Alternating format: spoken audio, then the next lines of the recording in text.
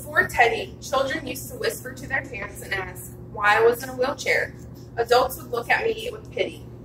Now kids will get excited to talk about the dog they saw in the grocery store, and people have no problem asking me about my dog or complimenting us on our teamwork. My outlook on life has taken a complete 180, and I cannot imagine it without her. This is a statement from Crystal Greco, since she has had her service dog.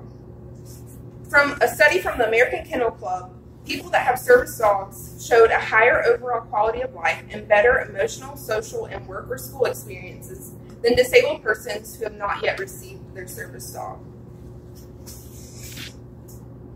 So today we will cover what exactly is a service dog and what they help with, the pros of having a service dog and the cons of having a service dog.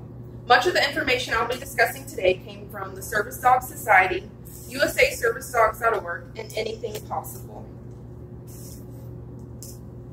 So first, let's talk about what exactly is a service dog. The definition of a service dog is any trained dog that helps assist anyone with a disability.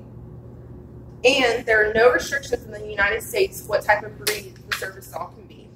Also, there's no restrictions where the service dog can go besides any sterile environments such as the operating room in the hospital. There are 4 different categories of service dogs. There are physical disability service dogs, which help people with muscular dystrophy or amputees. There are intellectual and developmental disability service dogs that help with Down syndrome or genetic disorders.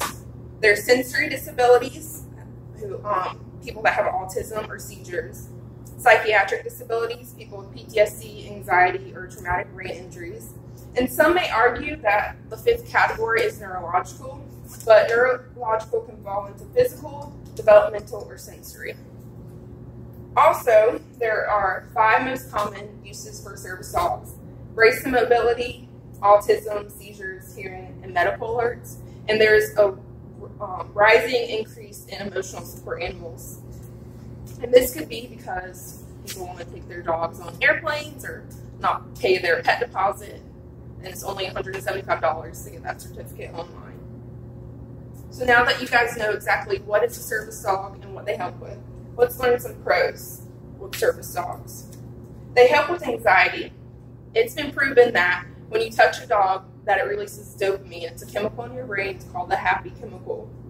Also, they help retrieve and guide. They can help retrieve life-saving medication, such as someone that has allergies with anaphylaxis. They can go get their EpiPen and save their service dog or save their owner's life.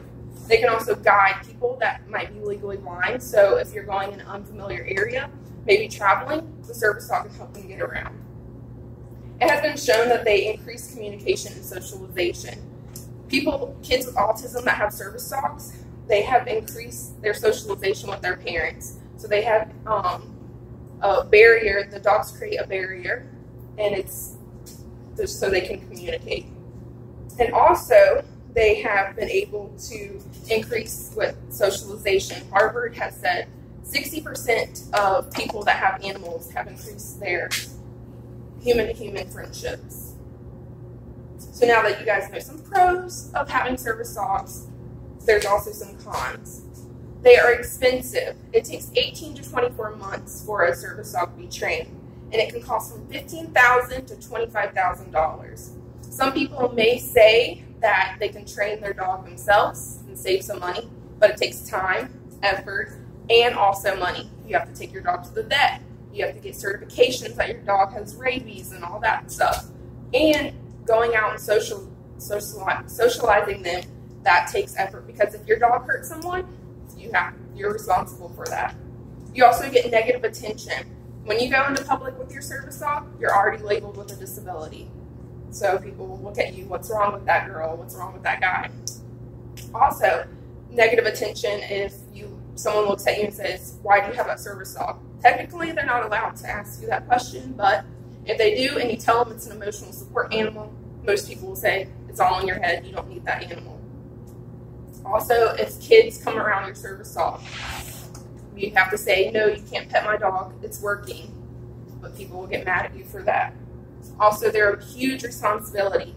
You have constant training for your dogs. You have to take them to the vet, make sure they're updated with their shots, and socializing them, taking them to the grocery store, all that. So now that you guys know a few of the cons, you guys know that the pros outweigh the cons, and service dogs serve a great purpose.